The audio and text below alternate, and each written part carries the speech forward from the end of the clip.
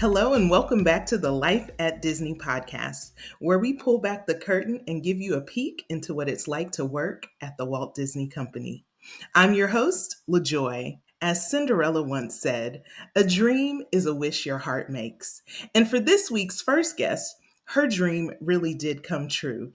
Kate, character technical director with Walt Disney Animation Studios, dreamt of working for the studios since a young age, and it came true back in 2013. Kate has worked on films such as Big Hero 6, Zootopia, Moana, and many others, bringing characters and stories to life on screen.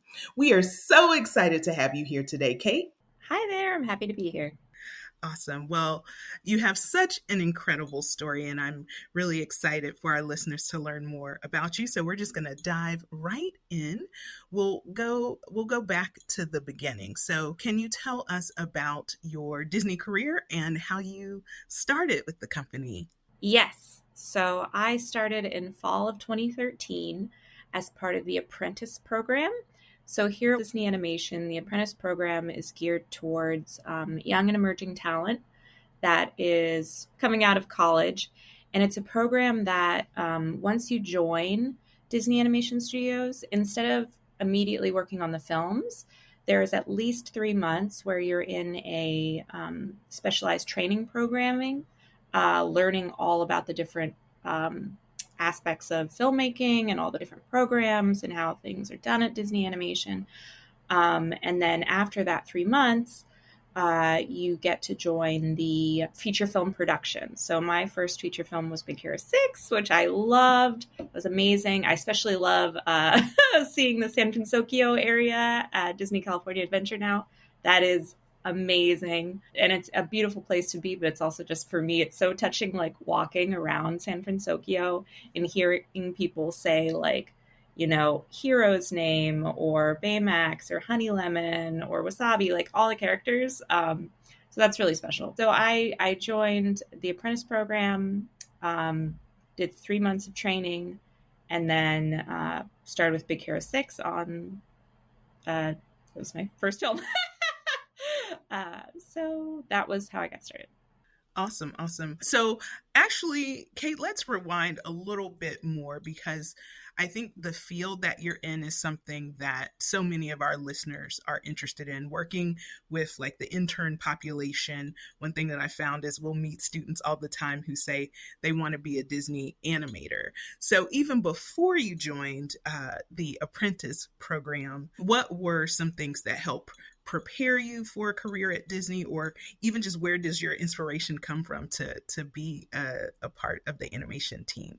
Yes, absolutely. There's so many things that contributed to my ability to do what I do today. And I think that started from a very young age.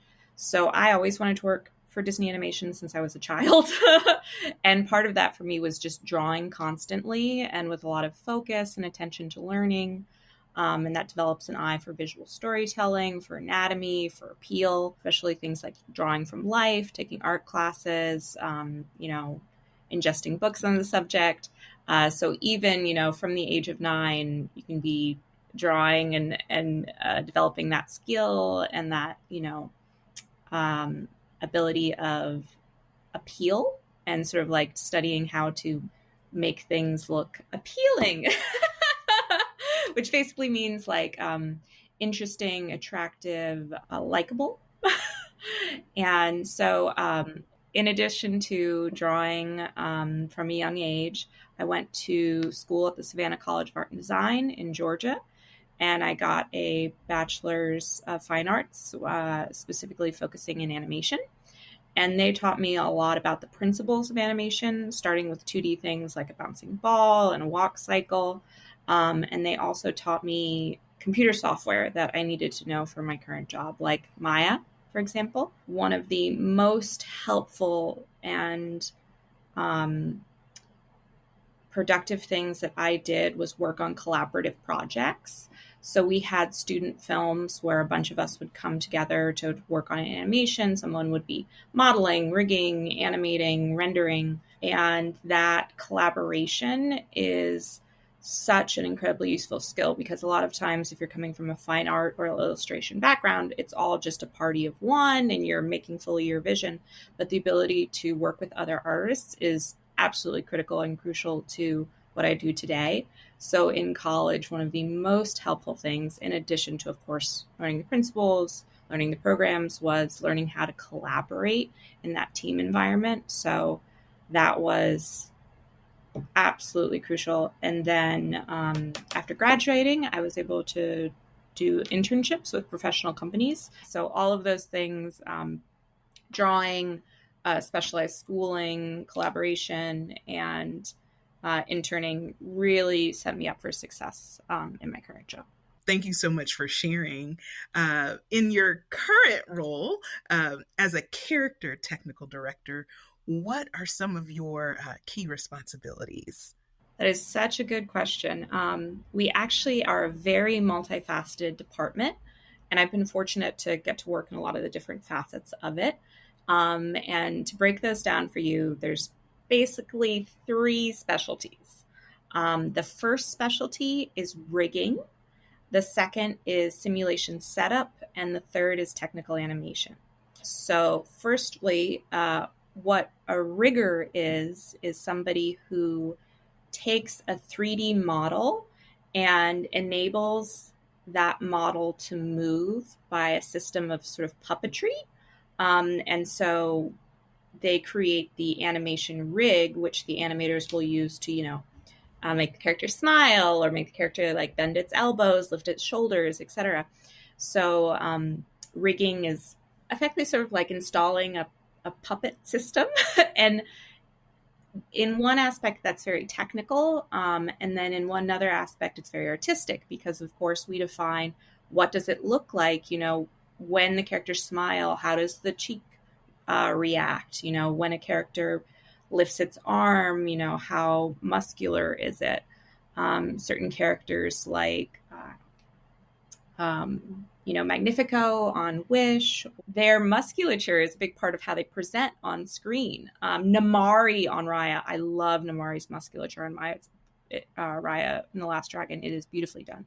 And so someone who's a rigger will sculpt those shapes and define those shapes, and then provide to animation the parameters of maybe you want to dial in this muscular change, or maybe you want it automated when the character bends its arm, so there's a lot of both tech and art to rigging. And then the second of the 3 aspects is simulation setup. So this is for both hair and cloth. And very similar to rigging, we're providing the clothing and the hair puppet for the future departments to animate. However, what's different between rigging and simulation is creating clothing that is imbued with a physics solver. So we're actually saying, the sweater is thick, or the sweater is heavy, or the sweater is wrinkly.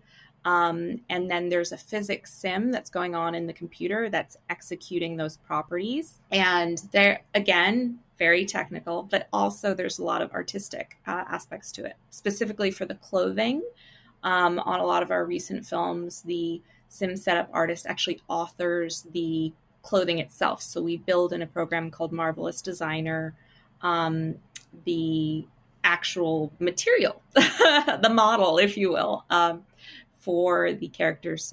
And then lastly, the third aspect of our department is technical animation. And what that is the consumption of all this puppetry and acting on the shot side. So the 2 first things, rigging and simulation setup, are asset producing. So they are creating a puppet that will then get acted with. After those departments, there's a department called animation, which is sort of the traditional character and prop animation that a lot of people think of. And they do the acting performance. So they'll make the character run, cry, dance, sing, breathe. They'll act with that puppet that rigging created. And then what technical animation does is we install the hair and cloth simulation setup onto that body acting performance. And then we run the physics simulation, and then we sculpt a lot and art direct a lot on top of that to create a performance of the hair and cloth that really complements the character's body performance. It also speaks a lot to how far we've come in CG animation and how much we're not just, plugging in numbers into a computer and running a simulation. We are sculpting, we are dancing with that simulation to create something that's as beautiful as a hand-drawn line.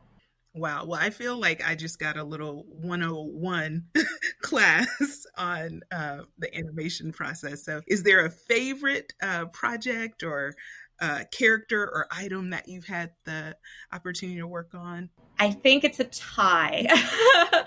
That's such a good question. I love Moana so much. And I also love Raya in The Last Dragon. And I love them for two very different reasons. Moana is directed by Ron and John, who are two of our classic Walt Disney Animation 1990s directors, are amazing. And it was their final feature film, and it had so much of the magic that I grew up with. And I remember like the first time that I got to see storyboards for Moana's sort of I Want song, the It Calls Me song. I fully broke out into tears. I was like, I can't believe this is happening. And mind you, I showed up at the studio right after Frozen 1. I didn't get to work on Frozen 1. I skipped it by 3 months.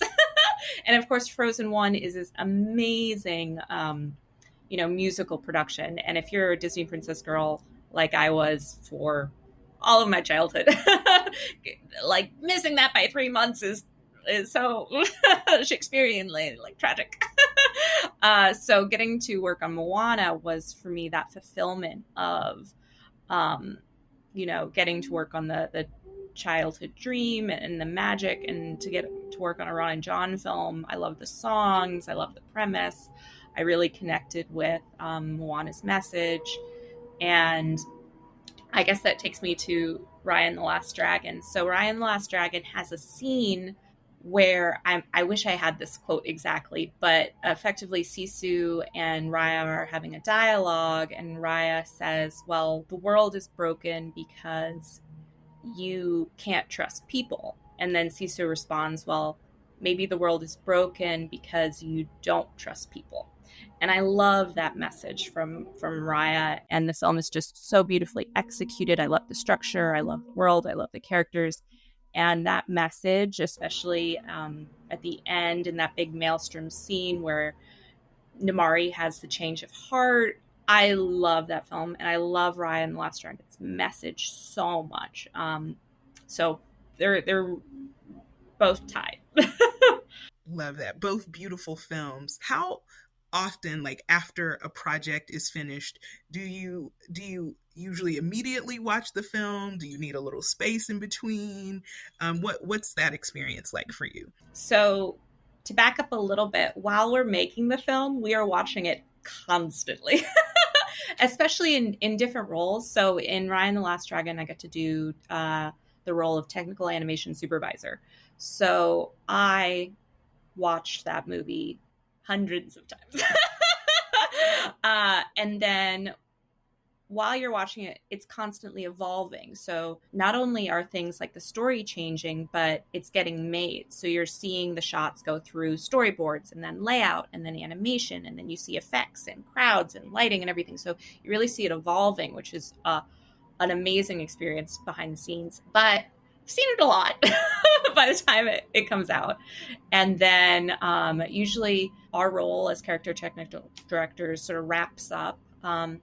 And then it's usually a couple of months. And then we have a great opportunity that they always give us to see the film called the crew premiere and wrap party.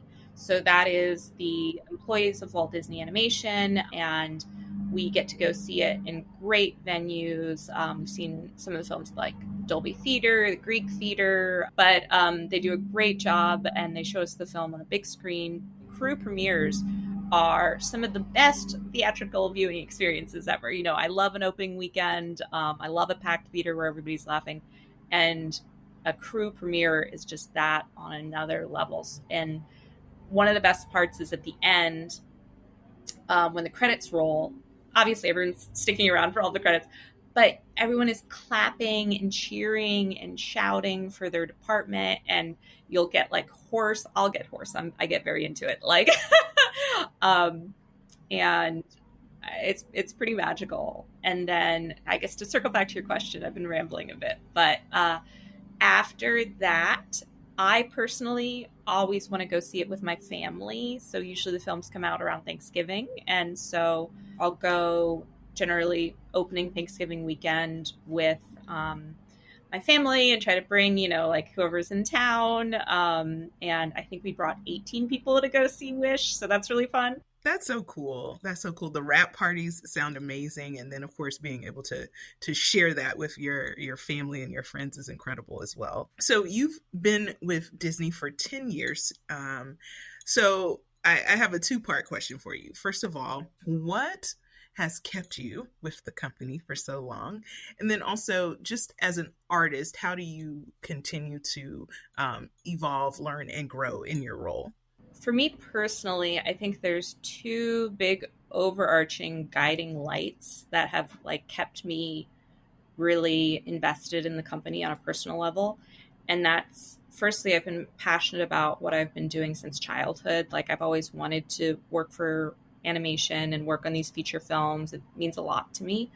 And then secondly, I'm passionate about the legacy of the company. So I really feel like when I'm contributing to these films, I'm contributing to something positive and beautiful and good that's being given to the world, whether that's a film that can be played by a substitute teacher that's like, fun and interesting for middle schoolers, or it's something, at the end of a long, hard day, the whole family can sit down and see and be happy. And whether that's, Mushu's jokes or Moana's heart, there's a lot of good things in our film. So getting to contribute to that uplifting company legacy means a lot to me, and it makes all the hours worth it. Just having such a meaningful product. That being said, day to day, it is really hard to remember the big lofty things. Like there's moments where those things come to light, like when our movies come out and you see, the movie in theaters or the movie on billboards, or when you see, when we get an Oscar or something, like that's really evident. But we don't necessarily release a movie every year. So day to day, I think one of the things that means a lot to me is my coworkers. And I remember one of the first times my mother visited California with me, I took her to Walt Disney Animation, and she just remarked on how nice and how fun and how supportive everyone was. It is a great family environment, and it's so collaborative. I mean, for me, I work in Burbank, California, and all of my childhood friends and family are back on the East Coast in West Virginia. And so I've met so many amazing friends and new family with the Walt Disney Animation Company. Just the quality of the coworkers here really makes the day-to-day fantastic. There's so many people who are absolutely brilliant, hardworking, good people, funny, fun. So that means a lot to me. I can only imagine what that feeling must be like as a part of the Walt Disney Animation Studios family. And you mentioned legacy. And as you know, the Walt Disney Company recently celebrated 100 years. So what would you say you're looking forward to in the future when it comes to the growth of the Walt Disney Animation Studios? I think there's a couple things I'm really looking forward to. The first thing is getting to tell stories from all over the world and at different points in history. I love the idea that I could go to a museum exhibit and see, a special exhibit about the Maya or the Tudor family or something, and imagine a new and exciting Disney princess in that point in history, in that location. And how beautiful would that be? How inspiring would that be? So historical stories I love. But another thing that's really exciting is getting to watch the filmmakers tell stories that are near and dear to their hearts. So something like Elsa's being an introvert and overcoming that, or something like Inside Out 2, the introduction of anxiety into a young girl's life. I love that. And I guess at my core, I'm really just a big Disney fan. So I have loved getting to see these new films come out. Like I remember watching the behind the scenes on Disney Channel of Mulan before it came out and being so pumped to get to go see it in the theaters. So with each new project, it's essentially like I'm getting to go watch a new Disney film. And that's just something I've loved doing my whole life. You know, I agree with you. I'm always excited to just see new stories being told, more representation continue to be a part of our Disney animated movies. And actually, with that, I have what I will make our final question for this conversation, and it might be a difficult one, but we'll see. So since you are an integral part of the Disney Animation Studios, what would you say is your favorite Disney animated film? And that can be a project that you've worked on or one that you just, enjoyed growing up. Well, my favorite films that I've worked on are Moana and Raya and the Last Dragon, and there's so much to be said for those. But whenever somebody asks me what are my top 3 favorite films, I absolutely always include the 1950s Cinderella. And I think the reason that I love that film so much, number one, is probably because I watched it at least 100 times as a child.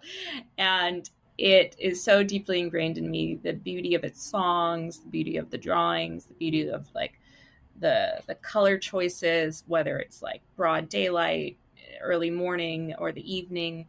It's just so beautifully executed. And I think it contributed so much to my sense of appeal and aesthetic decision making and what I consider to be an attractive image. Seeing how all of the animated sparkles crawl around Cinderella as she transforms is one of the most incredible shots in, I think, animated history, period. It's really, really beautiful.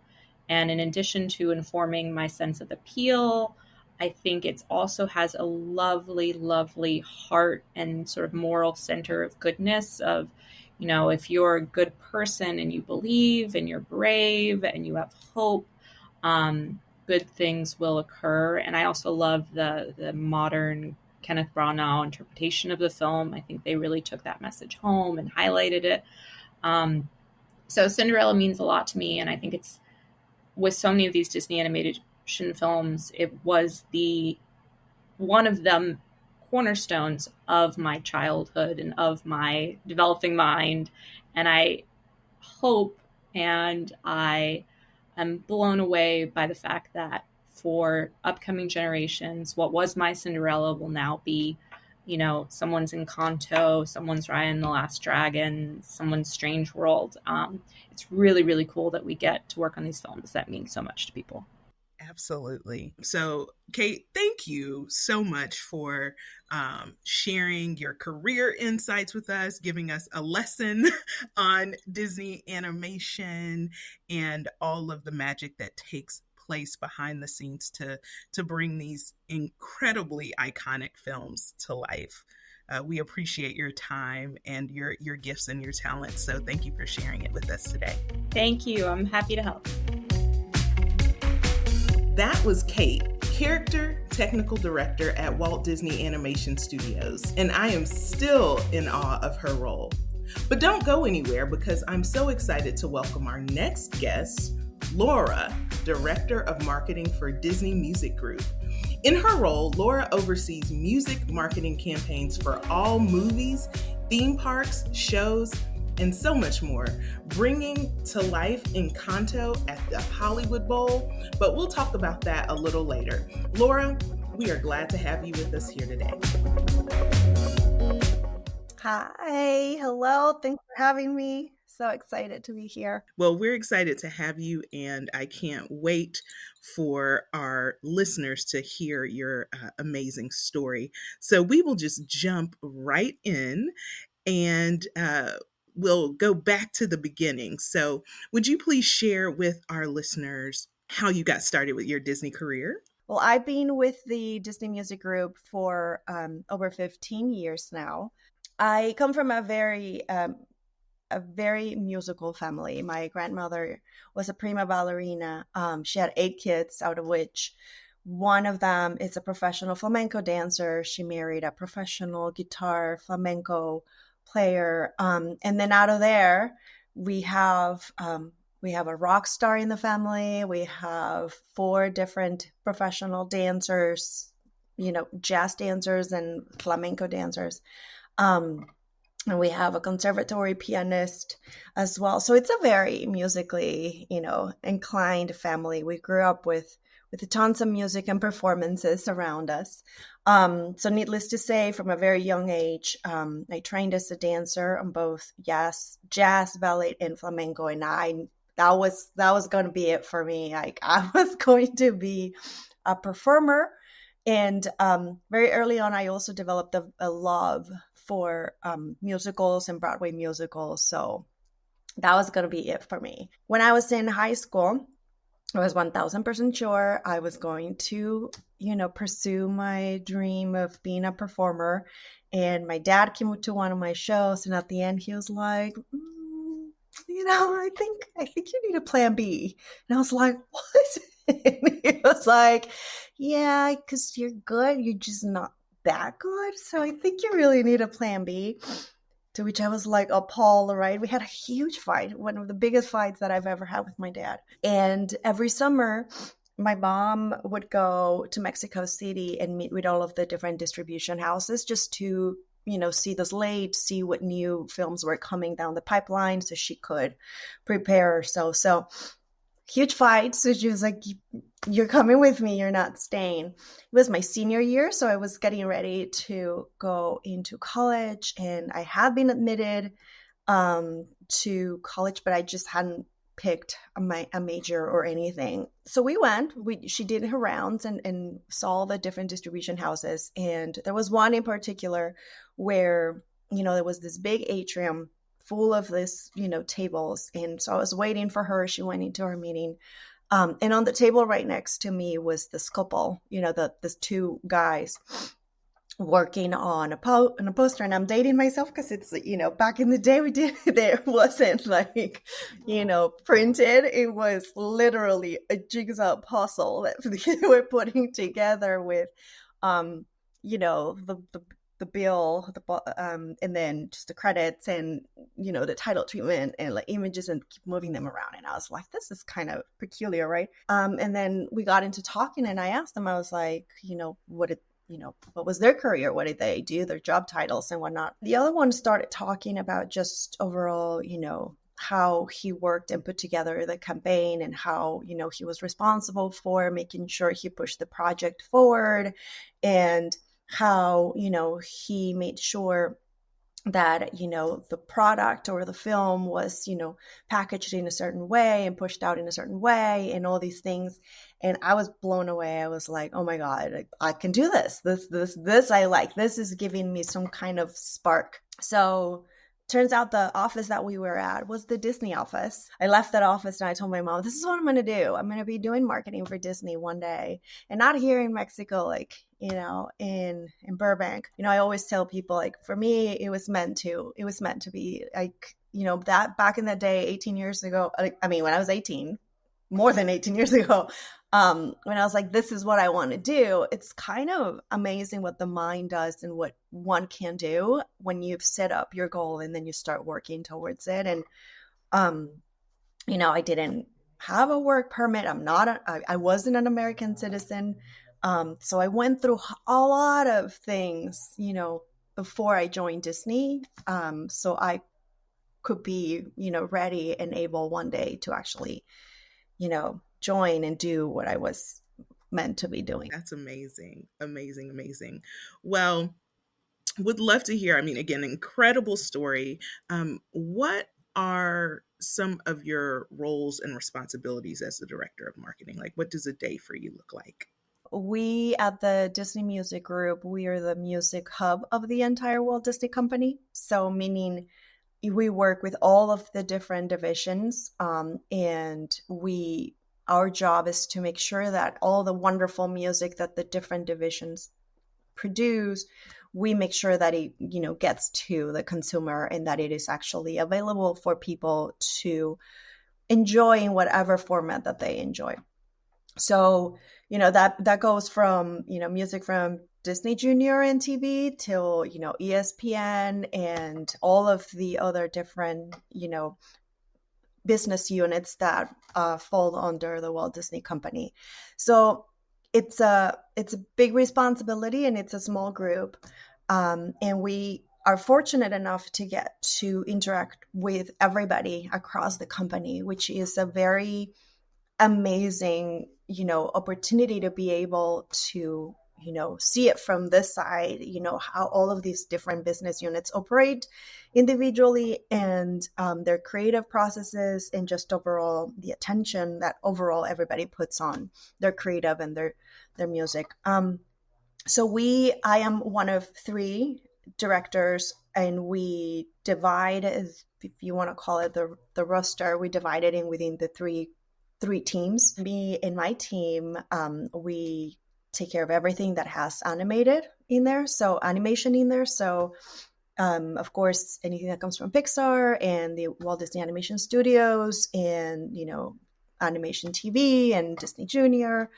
But we also, within my team, we also have on our responsibilities, we fall under the special projects umbrella. So we do Broadway. So anytime there's a new cast recording, we help the Broadway team push it out into the world. We also support the parks. So anytime there's a new piece of music that the parks are bringing to life, either for the cruise line or for a parade or for a ride, our team, we make sure that, it makes it out into the world.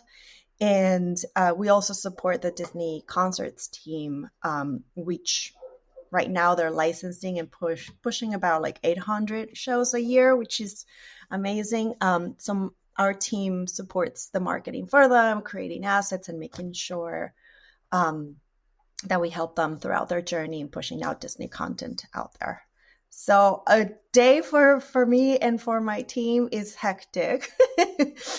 An extensive portfolio for sure. So going back to this extensive portfolio that you have and lead, when it comes to marketing, what would you say are maybe some challenges that might be unique that your team faces when you're starting on a project? I think music itself is a very difficult product to sell, because it is something that is tangible, but people don't, a lot of the times, do not assign a specific monetary tangible value to it.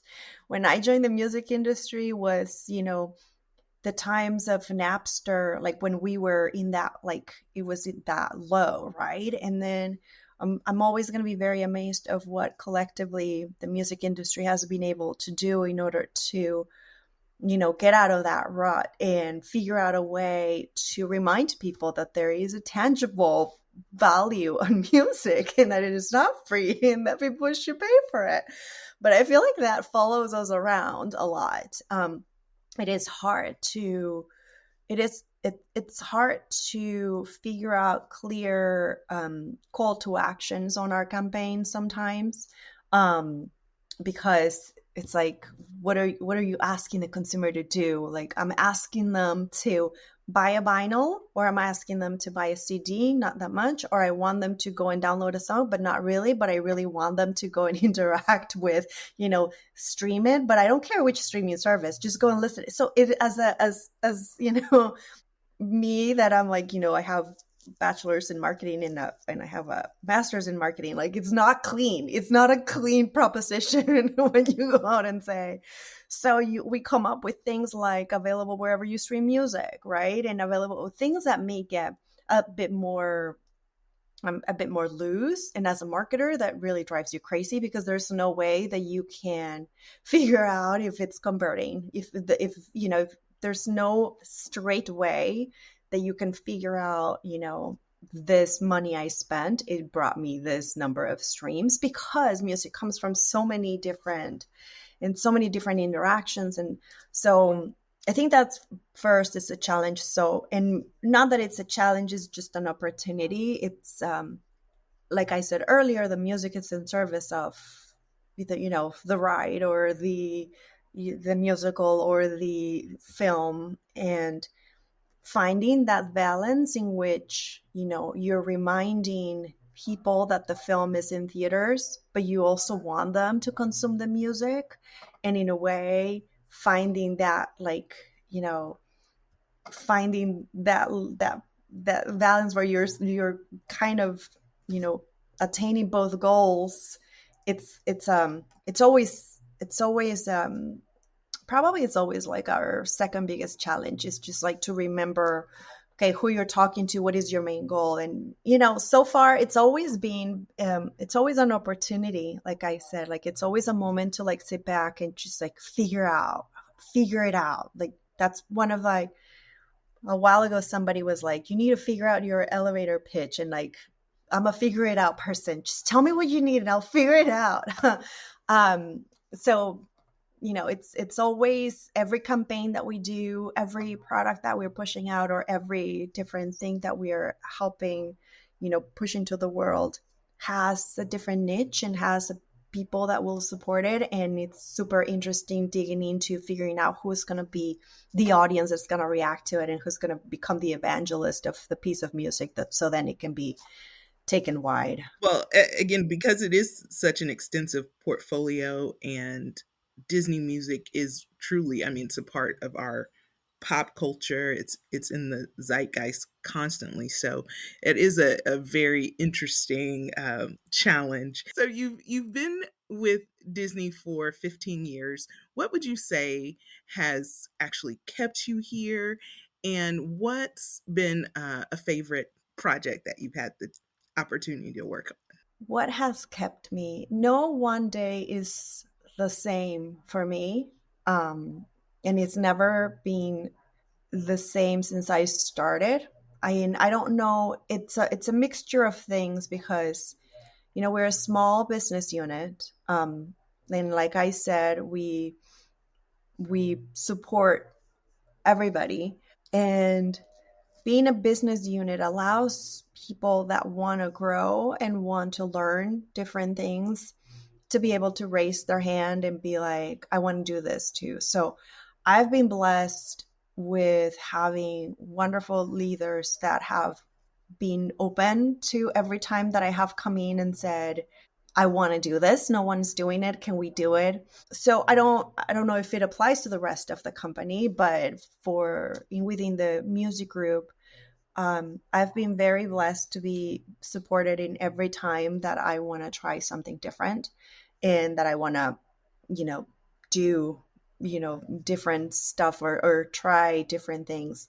And that's kept me all these years, even though we've had change of leadership and whatnot, we still continue with that very family mentality of like, support. And if you want to grow, it's up for you. It's right there. It's for you to take.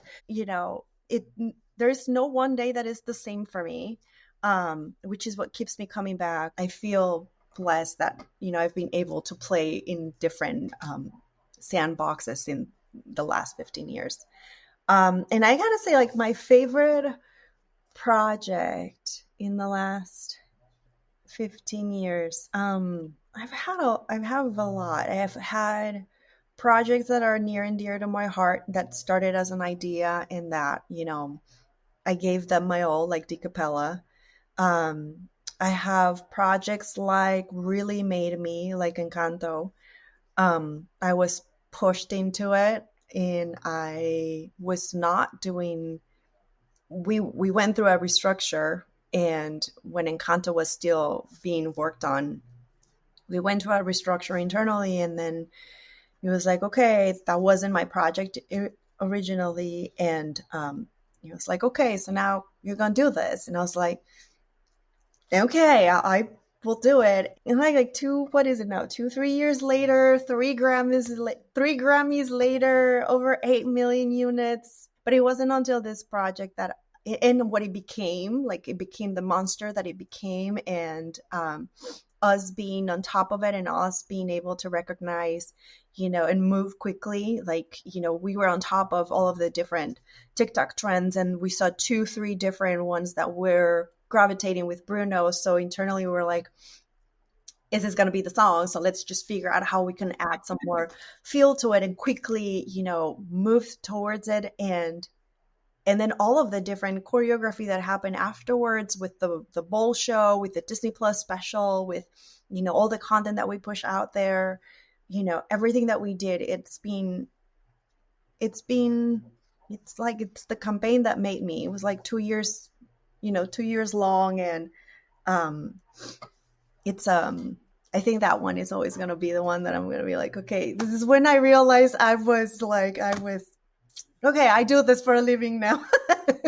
I do film soundtrack marketing for a living, and I love it. And, we won 3 Grammys, which is like directly representative of music, and got to work with some fantastic people. And, it's I think that's probably one of my favorites. That's amazing. And congratulations. It is such a beautiful film. So as you know, Disney, we recently celebrated 100 years, and music is such an integral part of our productions.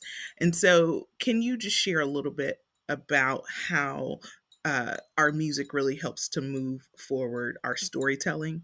Well, music for the Walt Disney Company is such it's now like an ingrained, vehicle that most of the business units utilize to connect with the audiences.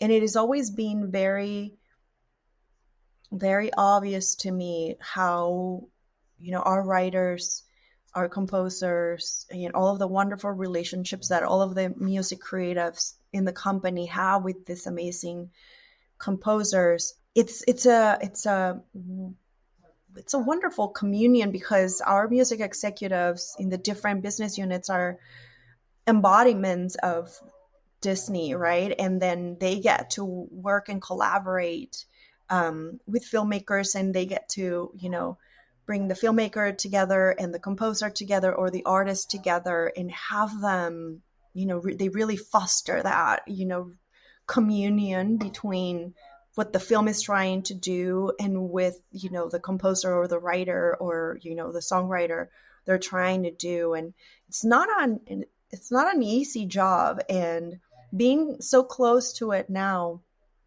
people like, Matt Walker or Tom McDowell that have been doing this for years and are these orchestrators of this marriage and communion, I'm always in awe with them, because they're really the ones that are making sure that this legacy keeps on going. All of the different music creatives that we have across the board, they all have that quality in them that they really speak the Disney language and essence, and they make sure that their teams are doing it too. It is really because of we all recognize it. We all know it's in our DNA. We all know how important it is. We all know, how Walt used to treat it back in the day, the care and attention, and, how it's part of our legacy. It's part of our first films, how much work and how much, love he had for those songs that kept on pushing the story forward, or that were actually the ways that people were connecting with this film. So it's I don't think anybody does it the way that the Walt Disney Company does. It makes me immensely proud to be able to be inside and seeing how the sausage is made.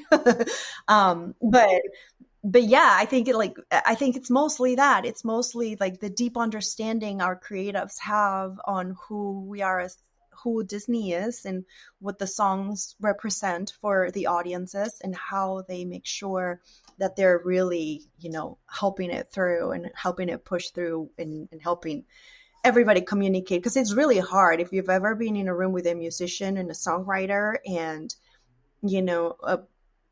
a suit like a marketing person or a creative kind of like the filmmaker, like you really need like the help of like getting all of them to communicate together, at least in my opinion. This is my most humble opinion, but yeah, I think it's all because of all of the music executives we have and all of the music creatives that we have really get the Disney way, and we all push forward to it.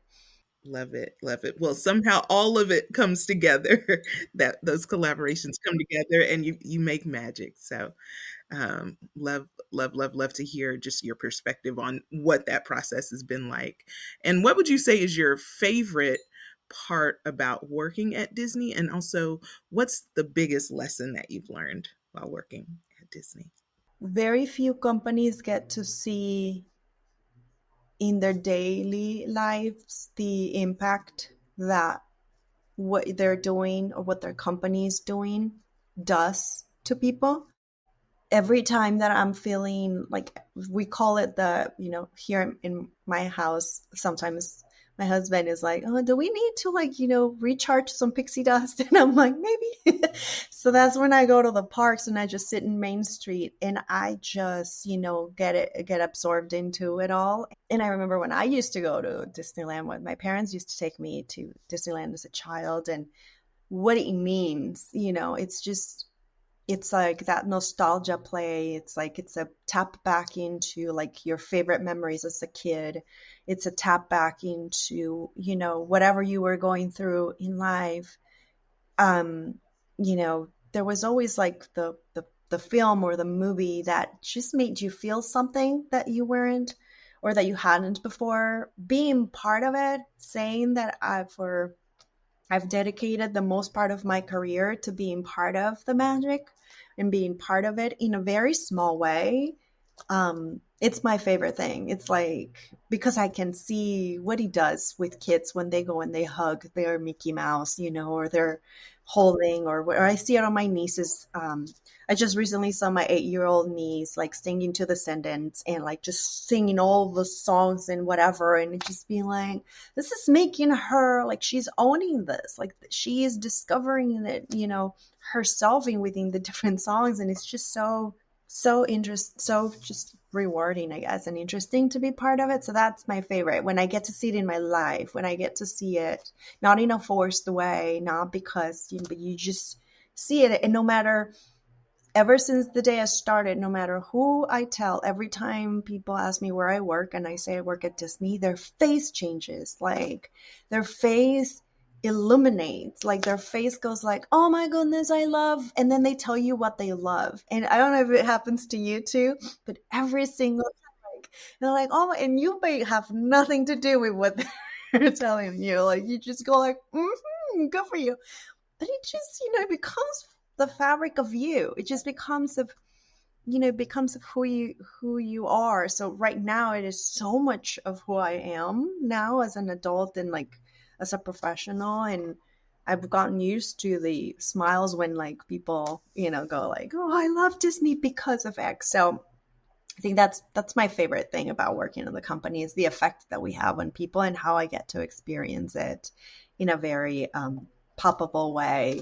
Absolutely love that. And what would you say you've learned from working at Disney? What's like a big lesson you would say you've learned?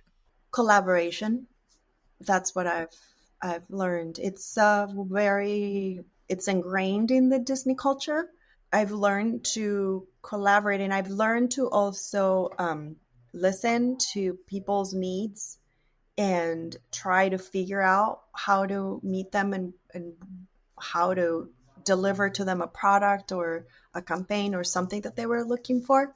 But I've also learned that there's a lot of Disney employees like me that have this, passion of being part of the company and that take it seriously, and that really becomes part of who they are, and we become so protective of the work that we do and the company and everything.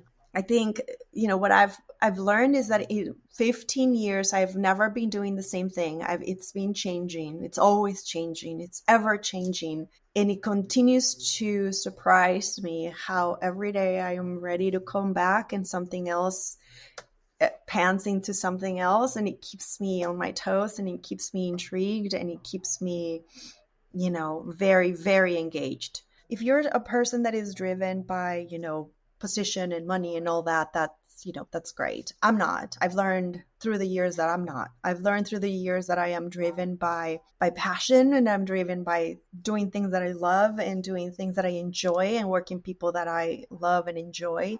Flexibility, being able to be a mother, being able to have work-life balance, being respected as a female and an individual and an executive in this new world. Like, all of those things are intangible, like that you can't put a price to them, but they're so much more valuable to me than a title or getting more money, because it's just at the end of the day, I go to sleep, I sleep like a baby every night. My spark is always there. I'm reminded of why I do what I do. And so I've learned, I am the kind of person that needs the spark, that needs to be in love with what she's doing, and this is the place that gives it to me, and year after year. So I will be coming back year after year until he doesn't. Well, Laura, I just want to say, first of all, thank you for your transparency. I think what you just shared is advice in terms of career for anyone, whether they're just starting out, maybe they're mid-career, et cetera. Like you said, just really understanding what you value. And so I think it is important for people to kind of hear, like, sometimes just how we can even get in our own head. Like you said, I'm not being promoted, I'm not this, I'm not that. But really, like, realizing what it was that you valued while you were here. So that's really amazing. So thank you for sharing that. I have one more question for you, since you do lead our Disney music group. What is your favorite Disney song? I think my favorite song is Almost There from Princess and the Frog. I just, not only on a songwriting level, it's just a fantastic song in my opinion.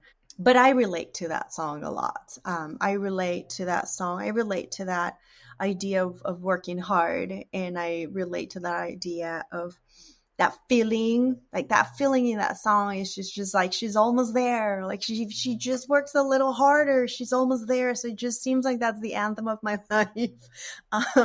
And I know the feeling. I know exactly what she's saying, and I know exactly what she means with every single intonation and every single breath she's taking in that song. Like, I know what it's like. I know to feel like you're almost there, and that you're gonna make it, and that once you make it, like, everything's gonna be perfect. And I always go back to the same thing every time I listen to it, and the musicality is fantastic. Like, let's just say it's just a fantastic piece of music. But every time at the end, I'm just like, it is also the journey, not also, to be there. It is the journey that it's actually the best part of it. And I didn't really connect that until, probably a couple of years ago, that it's just like, it's you're almost there to achieving your dream, but it's like, enjoy the process as well, because then you'll be there, and then you'll be like, and now what? I did it. And now what? So I relate with that song a lot. It's just perfect for me.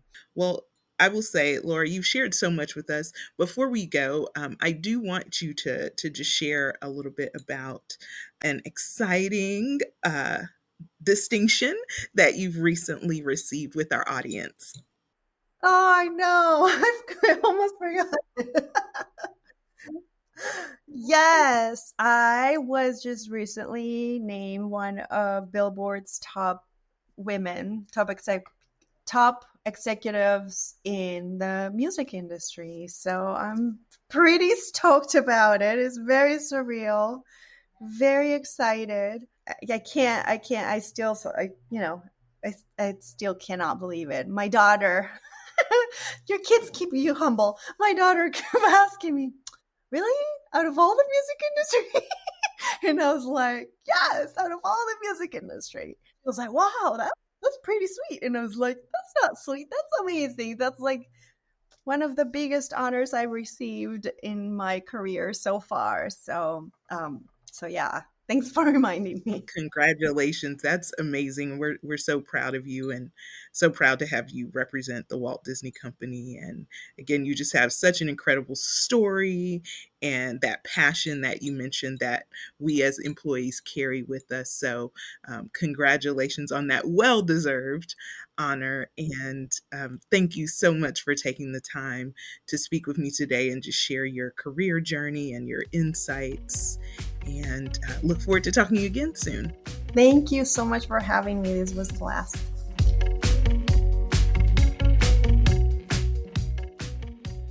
If you liked this episode, be sure to subscribe on Spotify, Apple Podcasts, or wherever you listen to podcasts. If you want to learn more about how to make Disney a part of your story, follow us at Disney Careers on all social platforms or visit DisneyCareers.com. Stay tuned for our next episode and see you real soon.